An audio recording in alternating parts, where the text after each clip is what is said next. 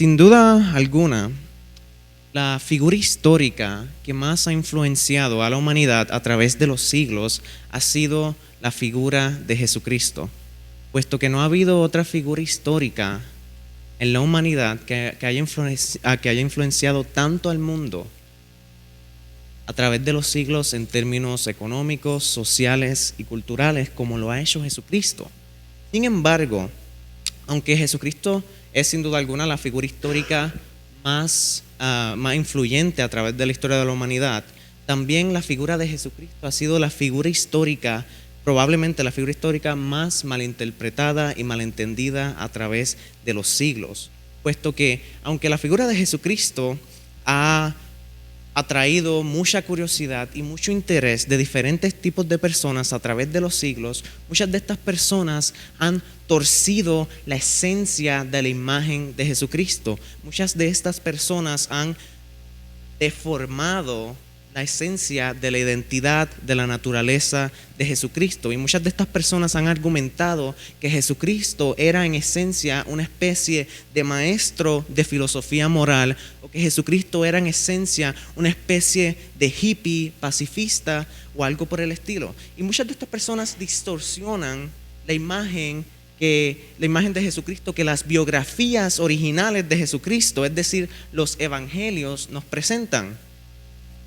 Sin embargo, lo interesante de todo este asunto es que esta tendencia a malinterpretar, a malentender o a distorsionar la figura de Jesucristo no es una tendencia que viene de hace quizás unos 200 años para atrás, 500 años para atrás, 1500 años para atrás. No, esto es una tendencia que nosotros podemos observar incluso desde el ministerio terrenal de Jesucristo.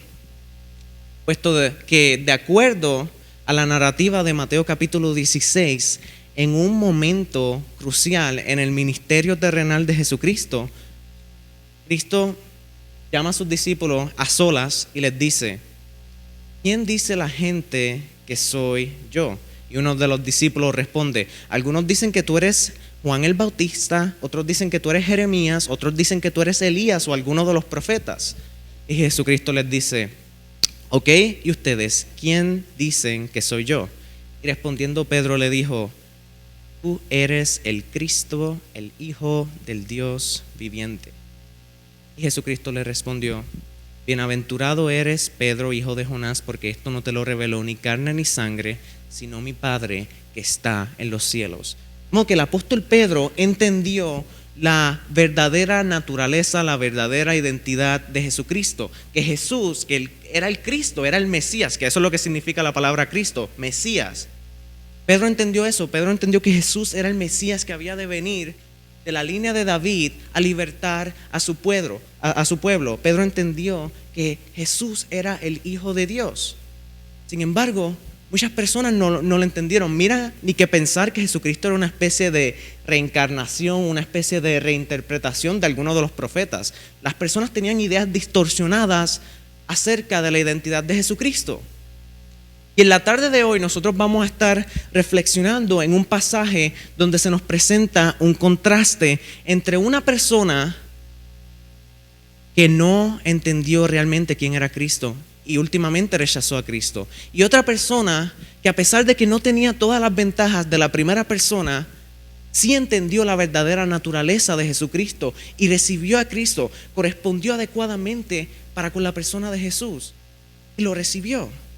Y vamos a estar reflexionando en este contraste y vamos a estar sacando 3 principios universales derivados de este pasaje que nos hablan acerca de nuestra condición, de nuestra esperanza y de la certeza de transformación. Y es por eso que le he titulado este mensaje: una condición, una esperanza, una transformación. Y vamos a estar leyendo en el Evangelio según San Lucas, capítulo 7, versos del 36 al 50. Lucas, capítulo 7, versos del 36 al 50.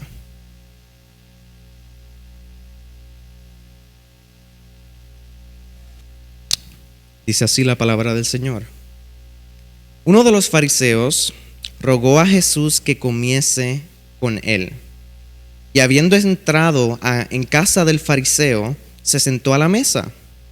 Entonces una mujer de la ciudad, que era pecadora, al saber que Jesús estaba en la mesa, en casa del fariseo, trajo un frasco de alabastro con perfume, y estando detrás de él a sus pies, llorando, comenzó a regar con lágrimas sus pies, y los enjuagaba con sus cabellos, y besaba sus pies y los ungía con el perfume. Cuando vio esto, el fariseo que le había convidado dijo para sí: si fuera profeta, conocería quién y qué clase de mujer es la que le toca, que es pecadora. Entonces, respondiendo Jesús, le dijo: Simón, una cosa tengo que decirte. Y él le dijo: Di, maestro. Un acreedor tenía 2 deudores.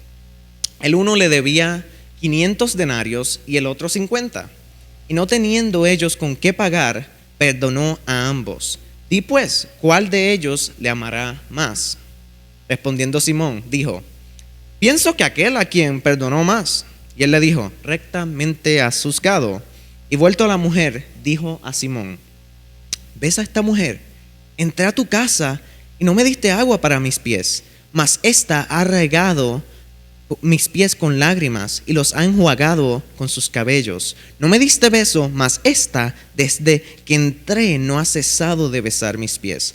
No ungiste mi cabeza con aceite, mas ésta ha ungido con perfume mis pies.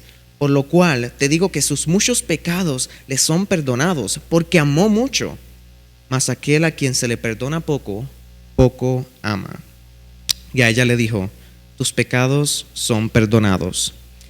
Y los que estaban juntamente sentados a la mesa comenzaron a decir entre sí: ¿Quién es este que también perdona pecados? Pero él le dijo a la mujer: Tu fe te ha salvado. Ve en paz. Este es uno de los pasajes más visitados en muchas congregaciones cristianas, porque el pasaje nos habla mucho acerca de nuestra condición, nos habla mucho acerca de la realidad de nuestra condición de pecadores y lo hermoso que es el pasaje. De hecho, una de las canciones que nosotros cantamos en esta tarde tiene mucho que ver con este pasaje, la de Perfume a tus pies, puesto que eso fue lo que en esencia hizo esta mujer. Y es un pasaje muy atesorado por muchos cristianos. Sin embargo, es un pasaje que es muy extraño para nosotros en diferentes aspectos.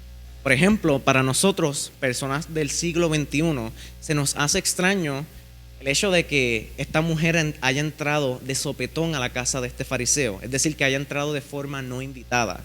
Sin embargo, para la cultura judía de aquel entonces, el hecho de que una persona entrara de forma no invitada a tu casa no era algo del otro mundo, eso era algo que sucedía con cierto tipo de regularidad. Lo que sí resultaba escandalizante, lo que sí resultaba chocante, lo que sí resultaba algo fuera del otro mundo para los primeros lectores hace 2000 años del capítulo 7 del Evangelio según San Lucas, era la identidad de esta mujer, puesto que esta mujer es descrita como una pecadora. Y algunos de ustedes se estarán preguntando ahora mismo: ok, ella era pecadora, todos nosotros somos pecadores, ¿qué tiene eso de especial? Te explico. Cuando nosotros pensamos de nosotros mismos como pecadores, cuando nosotros estamos hablando de que nosotros somos pecadores, nosotros estamos pensando en términos bíblicos, y eso es bueno. Nosotros estamos pensando en términos de que nosotros hemos quebrantado la ley moral de Dios, de que nosotros nos hemos rebelado en contra de Dios, de que nosotros hemos roto una y otra vez la ley moral de Dios. A eso nos referimos con que somos pecadores. Sin embargo, cuando este Simón el fariseo estaba describiendo a esta mujer como una mujer pecadora, él está utilizando la palabra pecadora en su sentido cultural de aquel entonces. Y la palabra pecador en ese entonces, cuando era utilizada por los judíos, había adquirido otro significado. Un erudito bíblico lo pone de esta manera: los pecadores en el primer siglo eran una clase social. Tenían trabajos deshonrosos, enfermedades o malformaciones que hacían que la gente dijera: Dios los juzgó. No se les era permitido atender a sus servicios de adoración y eran tratados como marginados sociales. O sea que eran una clase social, eran marginados sociales a causa de sus deformidades, enfermedades o sus profesiones. En este caso, muchos eruditos bíblicos argumentan que probablemente ella era una prostituta a causa del hecho de que había sido descrita como una pecadora. Y este fariseo, como nos indica el texto, estaba pensando para sí mismo: wow, si este hombre verdaderamente fuese profeta, él hubiera entendido, él hubiera sabido qué clase de mujer la está tocando. Se supone que los profetas condenan a este tipo de escoria y él está como si nada. Pero Jesucristo, discerniendo los pensamientos de su corazón, le dijo en los versos del 40 al 48: Simón, una cosa tengo que decirte. Y él le dijo: di, maestro. Un acreedor tenía 2 deudores, y el uno le debía 500 denarios y el otro 50. Y no teniendo ellos con qué pagar, perdonó a ambos. Y pues, ¿cuál de ellos le amará más? Respondiendo Simón dijo: pienso que aquel a quien perdonó más, ¿verdad? Él le dijo: rectamente has juzgado. Y vuelta a la mujer, dijo a Simón: ve a esta mujer. Entra a tu casa y no me diste agua para mis pies, mas esta ha regado mis pies con lágrimas y los ha enjuagado con sus cabellos. No me diste beso, mas desde que entré no has cesado de besar mis pies. De mi cabeza con aceite, mas esta ha ungido con perfume. Por lo cual te digo que sus muchos pecados le son perdonados, porque amó mucho. Mas aquel a quien se le perdona poco, poco ama. Y a él le dijo: tus pecados te son perdonados. Este contraste que hace Jesucristo entre este hombre y esta mujer es muy interesante, puesto que él mismo nos trae a nuestro primer principio, nuestra condición universal de pecadores. Ese es nuestro primer principio, nuestra condición universal de pecadores. Y este pasaje habla de nuestra condición universal de pecadores por lo siguiente: cuando Jesucristo hace este contraste, básicamente Jesucristo le estaba diciendo a Simón: mira, todos ustedes, todas las personas en el mundo, sin importar cuán religiosos sean o cuán inmorales sean, están en el mismo barco, todos son pecadores. Pero Simón el fariseo no entendió esto. Simón el fariseo no entendió esta realidad. Y esto se demuestra en la fría recepción que le dio a Jesucristo. Mira, el verso 36 nos dice que este fariseo, Simón, le rogó a Jesucristo que entrara a su casa. De modo que podemos inferir que el fariseo tenía cierta curiosidad, tenía cierto interés en la persona de Jesucristo, pero la forma en que lo trató, que no le dio un beso, no le lavó los pies y no le echó aceite en la cabeza, básicamente lo trató de forma fría. Esas eran las expectativas tradicionales de hospitalidad en la cultura judía de aquel entonces. Y él básicamente no hizo nada de eso. Era como si hoy en día yo invitase a Omar y Max a mi casa y no les ofreciera ni un vaso de agua o nada de qué comer. Esas son acciones de hospitalidad que son esperadas. Son expectativas tradicionales de hospitalidad. Y este judío, este Simón el fariseo, recibió a Cristo, a Dios en la carne, de forma fría. Una recepción muy fría. Sin embargo, esta mujer no cesaba de besar los pies de Jesucristo. Esta mujer no cesaba de enjuagar los pies de Jesucristo con sus lágrimas. Esta mujer no le importó ofrecer un perfume caro. Y ahí es que vemos parte del contraste, pero el contraste es más profundo. No se queda ahí. Tenemos por un lado a un hombre y a una mujer. Y de acuerdo a los prejuicios, de acuerdo a los estándares y a la ignorancia de la sociedad judía del primer siglo, los hombres eran considerados como ciudadanos de primera clase y las mujeres eran consideradas como ciudadanas de segunda clase. De ahí a que muchos de los dichos rabínicos de entonces dijeran cosas como: gracias Dios por haberme hecho hombre y no mujer. De modo que vivían en una sociedad donde la mujer era vista como poca cosa. Ella es la primera parte del contraste. La segunda parte del contraste se encuentra en el hecho de que no solamente tenemos a un hombre y una mujer, sino a un fariseo y a una pecadora. Un fariseo que por definición tenía una ética muy estricta. Un fariseo que por definición era una persona sumamente religiosa y moralista. Una persona, una pecadora que por definición era una persona que había vivido una vida alejada de Dios, una persona que había vivido una vida con desenfreno. Y finalmente tenemos una persona, a un hombre, un fariseo, que debido al hecho de que era fariseo, con toda probabilidad recibió una educación formal. Esta persona, a causa de su profesión, con toda probabilidad no recibió ningún tipo de educación formal. Y vemos todas las ventajas que tenía Simón el fariseo sobre esta mujer, y aún así Simón el fariseo rechazó a Cristo y esta mujer recibió a Cristo. Y esa es la ironía del pasaje, puesto que ¿quién hubiese pensado que la mujer que vivía completamente alejada de Dios iba a recibir a Cristo?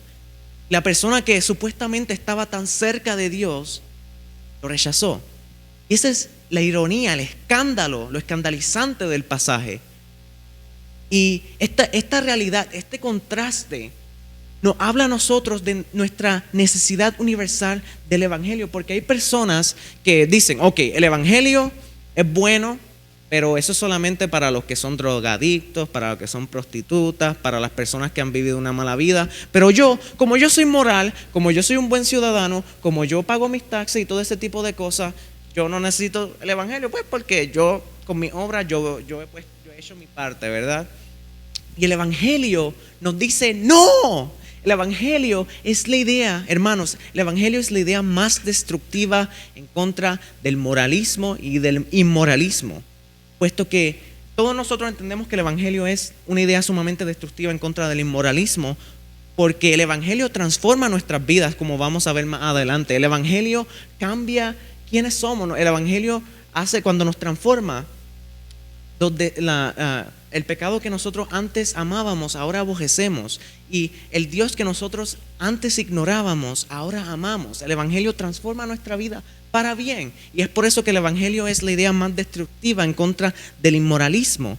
Pero lo que muchas personas no entienden es que también el Evangelio es una de las ideas, o es la idea más destructiva en contra del moralismo. Y por moralismo me refiero a esta filosofía que muchas personas en esta ciudad, en este país, en este mundo tienen, y que ellos piensan que por mis propios méritos, por mis propias obras, por todo el bien que yo he hecho, yo estoy construyendo mi propia escalera hacia el cielo. Y el Evangelio nos dice que esa escalera está hecha de arena, y que en el primer paso que nosotros demos en ese escalón nos vamos a caer, puesto que no importa cuán moral tú seas, no importa cuán religioso tú seas, no importa cuán inmoral tú hayas sido, no importa cuán bajo tú hayas caído o cuán alto tú hayas estado, todos necesitamos el Evangelio, todos estamos en el mismo bote, todos hemos quebrantado la ley moral de Dios. Y hay personas que no entienden eso, hay personas que piensan que por sus propias obras ellos pueden acercarse a Dios. Pero el Evangelio nos grita una y otra vez, no, el Evangelio es para todo. El Evangelio es para el que es religioso y para el que no es religioso. El Evangelio es para aquella persona que es moral y para la persona que no es moral, puesto que todos nosotros estamos en el mismo barco, todos nosotros hemos roto la ley de Dios. Y nosotros entendemos esto al nivel cotidiano de la vida, ¿verdad? Nosotros entendemos esto al nivel terrenal, pero muchos de nosotros no lo entendemos al nivel espiritual, y se lo puedo demostrar. Yo trabajé para 2 abogados por un tiempo, y yo estuve bregando con muchas personas, lidiando con muchas personas en cuestiones de tickets de tráfico. Y algo que a mí me estuvo muy interesante es que ni en una sola ocasión, mi hermano, nunca, pero que nunca, yo escuché a una sola persona decir que fue a la corte delante del juez y haya dicho algo por el estilo como esto: señor juez, su señoría, yo entiendo que yo he roto la ley con este ticket de tráfico. Yo entiendo que es completamente mi culpa que yo haya hecho esto y soy completamente responsable. Sin embargo, señor juez, su señoría, yo no debería pagar el precio de este rompimiento de la ley. Yo no debería pagar este ticket porque yo soy tremendo padre o tremenda madre. porque yo soy tremendo ciudadano, porque yo le doy dinero a la iglesia, porque yo le doy dinero a la caridad, porque yo contribuyo a la economía, porque yo he sido tremendo ciudadano y por ende no debería pagar esto. O sea, tú deberías poner, señor juez, tú deberías poner en una balanza, todas las buenas obras que yo he hecho y el pequeño ticket de tráfico. Y como va a caer en la balanza va a caer sobre todas las buenas obras, entonces yo no debería pagar por esto. Nadie dice eso, ¿verdad que no? ¿Y saben por qué nadie dice eso, mis hermanos? Porque dentro de nuestro corazón, dentro de lo más profundo de nuestra mente, todos nosotros sabemos que esa idea de justicia es una idea sumamente absurda. ¿Y cuánto más absurda sería esa idea delante del Dios tres veces santo que se deleita en la justicia? ¿Cuánto más absurda sería esa idea delante del Dios omnisapiente, delante del Dios que es todopoderoso?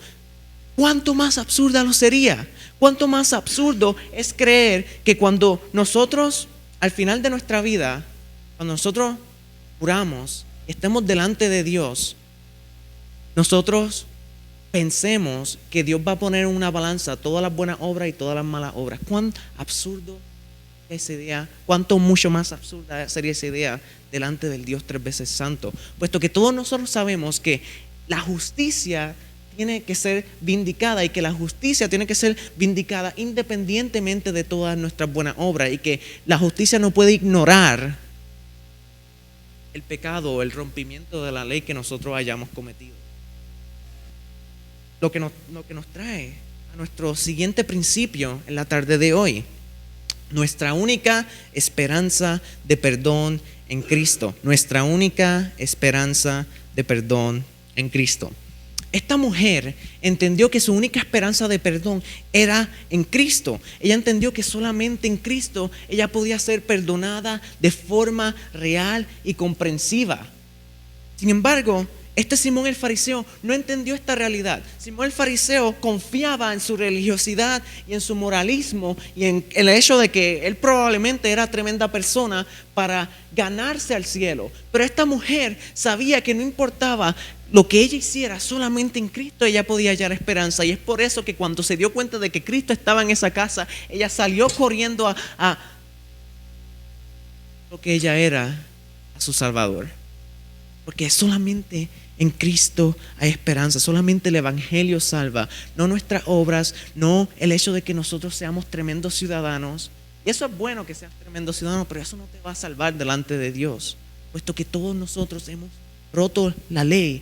Y el Evangelio nos dice que Dios tuvo que encarnarse en la persona de Jesucristo. La segunda persona de la Trinidad tuvo que encarnarse en Jesucristo, vivir la vida perfecta que ni tú ni yo pudimos haber vivido, y últimamente pagar el precio del pecado que tú ni yo pudimos haber pagado sobre aquella cruz. Esto absorbió la justicia de Dios en mi lugar y en tu lugar. La única condición para recibir ese regalo de Dios es, irónicamente, tener necesidad. Todo lo que necesitas es necesidad. Pero si tú piensas que tú no necesitas de la gracia de Dios, si tú piensas que tú necesitas a lo mejor un poquito de Jesucristo y todo el resto lo pones tú, no comprendes el Evangelio. Puesto que solamente Jesucristo salva, Jesucristo por completo, no un poquito tú y todo el resto Jesucristo, no, Jesucristo y solamente Jesucristo es poderoso para salvar. Nos dice la Biblia en Colosenses capítulo 2, versos del 13 al 14, que Dios, habiéndonos, a los que somos creyentes, habiéndonos perdonado todos los delitos, habiendo cancelado el documento de deuda que consistía en decretos contra nosotros y que nos era adverso, y lo ha quitado de en medio, clavándolo en la cruz. Todo nuestro pecado, si nosotros hemos puesto nuestra confianza, fe y esperanza en la persona y obra de Jesucristo, todo nuestro pecado ha sido perdonado en la cruz. Nuestro pecado fue pagado en la cruz del Calvario. Nosotros no fuimos simplemente perdonados y nadie pagó por nada. No, Jesucristo, nosotros somos perdonados porque Jesucristo absorbió el precio de nuestro pecado. Y eso es lo que sucede cuando tú perdonas a alguien. Cuando tú perdonas a alguien, absorbes el precio del daño que te hicieron. Y eso es lo que sucede esencialmente cuando se perdona una deuda, sea una deuda emocional o una deuda monetaria. Uno absorbe el pago. Eso fue lo que Jesucristo hizo. Jesucristo absorbió la justicia de Dios en nuestro lugar. Y el Evangelio nos dice que, mira, todos nosotros somos culpables, todos nosotros tenemos que pagar o en Cristo o por nuestra propia cuenta. Y el Evangelio nos dice que Jesucristo nos transfiere, nos acredita su justicia cuando nosotros ponemos nuestra fe, nuestra confianza y esperanza en la persona y obra de Jesucristo. Y yo le voy a hacer una pregunta a ustedes, mis hermanos. Cuando ustedes mueran, se encuentran delante de la presencia del Señor, ¿qué ustedes prefieren?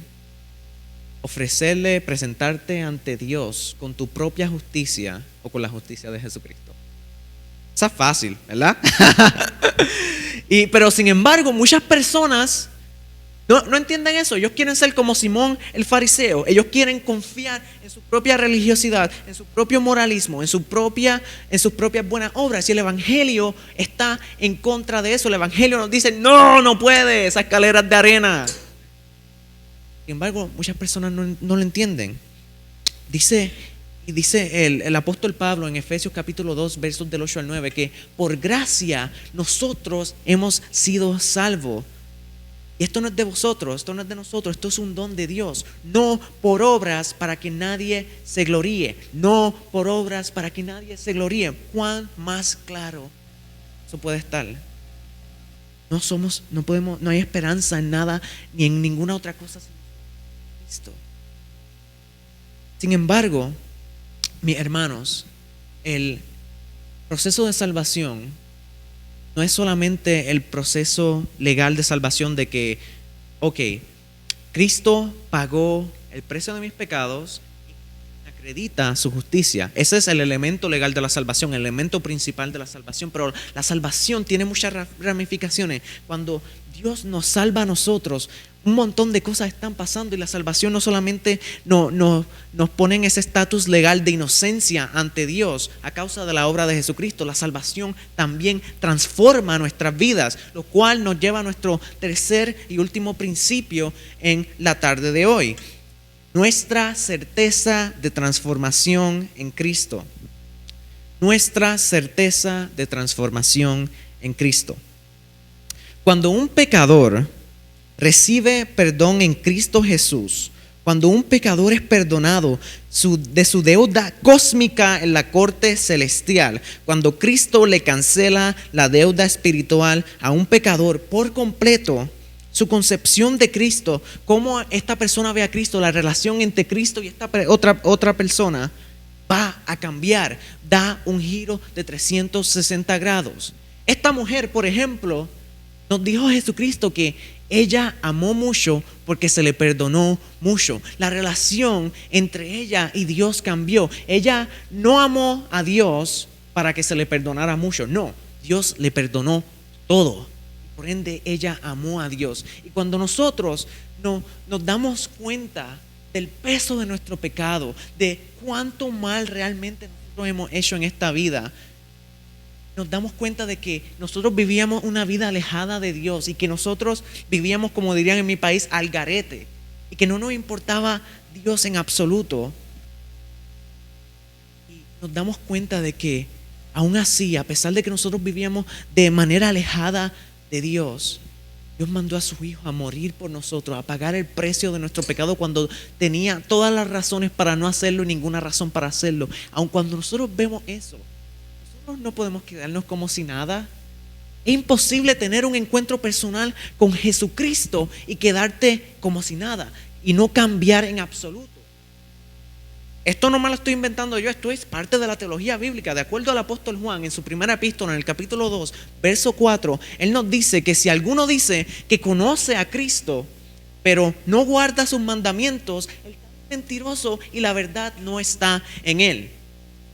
No podemos tener un encuentro personal con Jesucristo y permanecer como si nada. Nuestra vida da un cambio de 360 grados. Muchas cosas, nuestra vida cambia por completo. Dice la Biblia que Dios nos quita el corazón de piedra y nos inserta un corazón de carne receptivo a sus mandamientos. Dice la Biblia que nosotros hemos pasado de muerte a vida, y eso es lo que celebramos en la simbología del bautismo.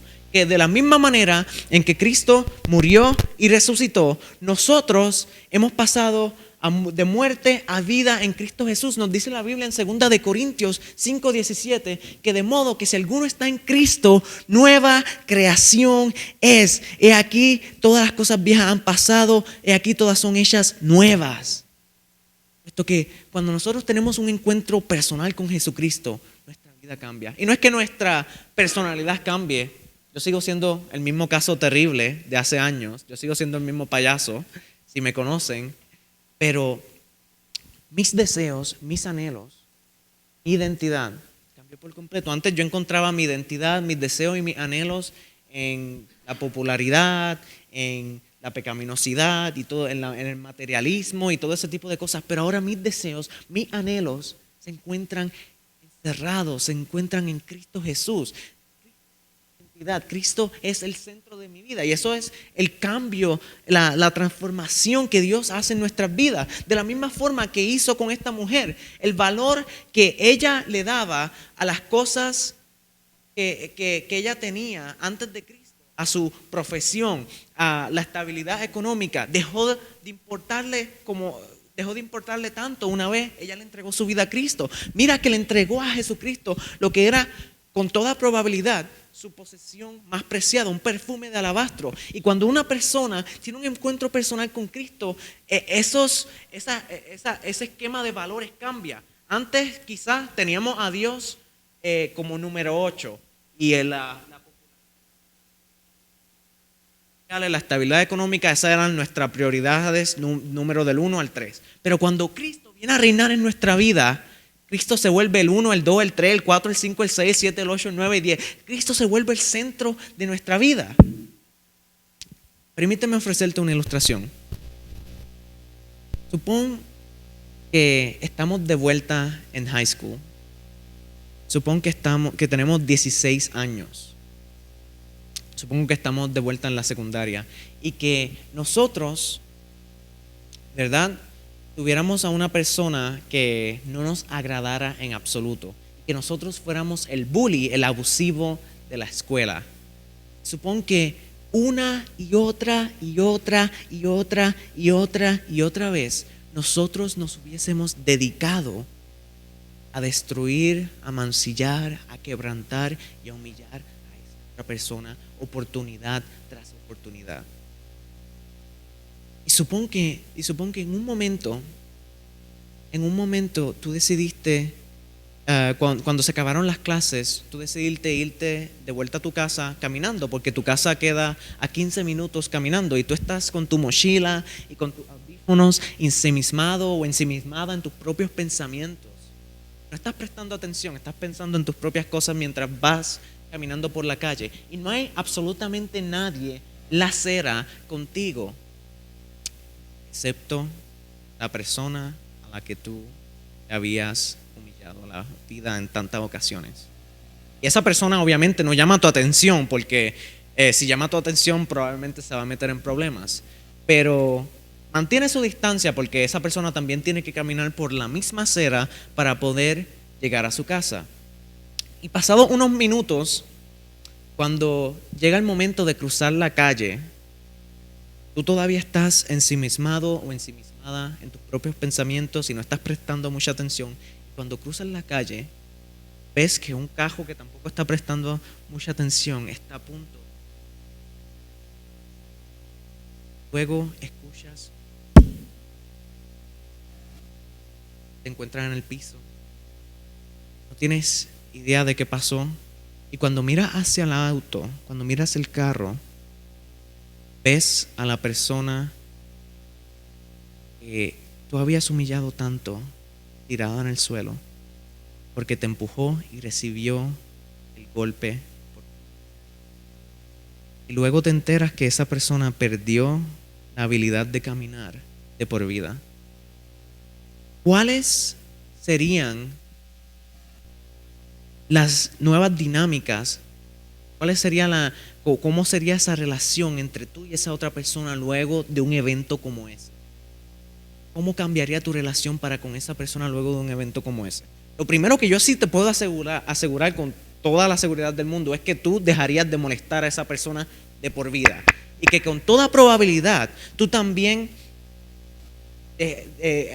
ahuyentarías a cualquier otro potencial abusador y tratarías de volverte amigo de esta persona, puesto que esta persona tenía todas las razones para dejarte ser embestido por ese carro y ninguna razón para no hacerlo,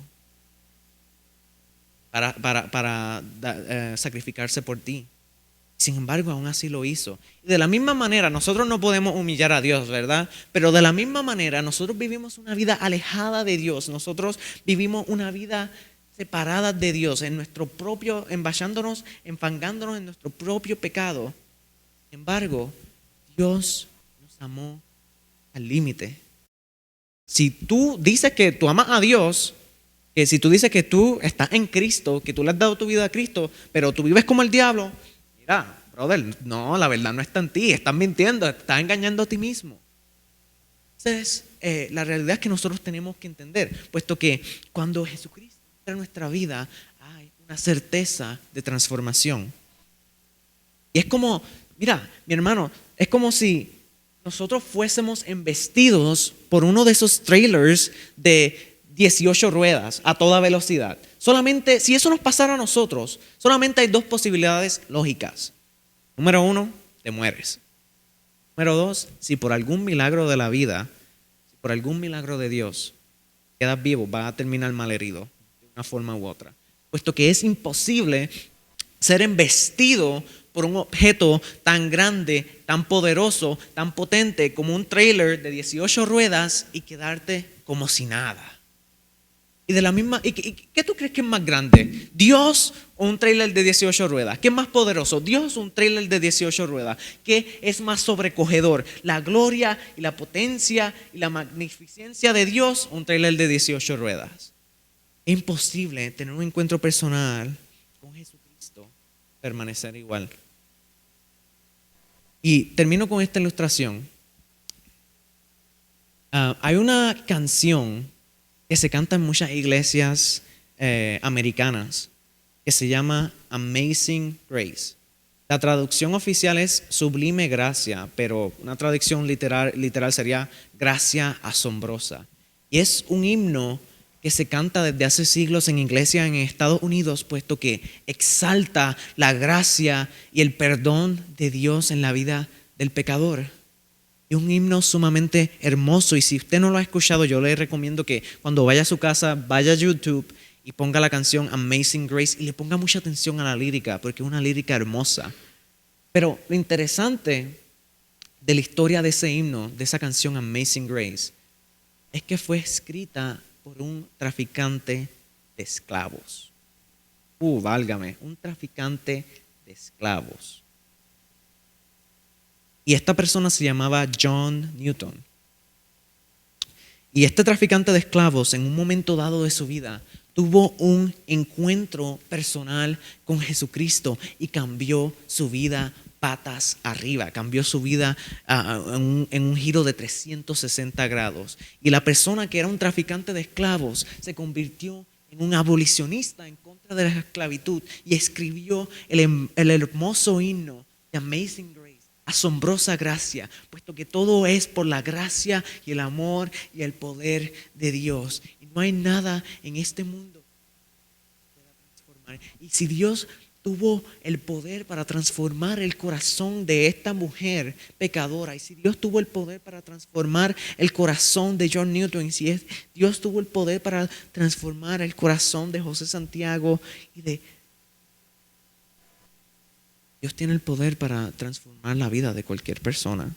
Esa relación con Dios, una relación personal, una relación real que cambia tu vida, ha sido lo más hermoso que yo he experimentado en esta vida. Yo aún recuerdo cuando yo tenía 16 años y yo recibí a Cristo, y yo recuerdo cuando todo el peso de mi vida cayó sobre mí. Yo me di cuenta que realmente yo había vivido una vida alejada de Dios y que Aún así, aún de todo mi pecado, aún de toda mi maldad, aún a pesar de todas las cosas horribles que yo había hecho, aún a pesar de que yo utilicé a personas, aún a pesar de que yo vivía una vida alejada de Dios, Jesucristo me amó y murió por ti y por mí. Y realmente necesitas tener necesidad. Pero si tú piensas que tú estás bien, si tú no has recibido a Cristo y tú piensas que, mira, yo estoy bien, yo soy buena persona, esto y lo otro, entonces no eres muy diferente a este Simón el fariseo. Quizás sea tremenda persona y eso es genial, pero sin Cristo no hay esperanza de salvación. Sin Cristo no hay una transformación real en nuestras vidas. ¿Y sabes qué es lo triste de el moralismo? Lo triste del moralismo es, y muchas personas han argumentado esto, es que cuando tú eres una persona moralista y tú estás confiando en tus propias obras para llegar al cielo, lo triste de eso es que en última instancia tú estás tratando de comprar a Dios. Tú estás haciendo bien para comprar un ticket al cielo. Sin embargo, cuando Cristo transforma nuestra vida, cuando nosotros ponemos nuestra esperanza, nuestra fe, confianza en la persona y obra de Jesucristo, nosotros comenzamos a amar a Dios a causa de lo que Él ya ha hecho. Nosotros comenzamos a amar a Dios porque Él ya nos lo dio todo. Nosotros comenzamos a amar a Dios porque Él nos lo dio todo, porque Él nos lo perdonó todo. Y amamos a Dios porque amamos a Dios, no para ganar algo de Él. Y esta es la realidad de la cual nosotros que hemos tenido una relación personal con Jesucristo, que hemos tenido un encuentro personal con Jesucristo, hemos experimentado la gracia de Dios. Todos nosotros tenemos la misma condición universal de pecadores. Todos nosotros solamente tenemos una única esperanza en Jesucristo. Y todos nosotros tenemos una certeza de ser transformados en Jesucristo si le recibimos. Y todo lo que necesitamos es tener necesidad.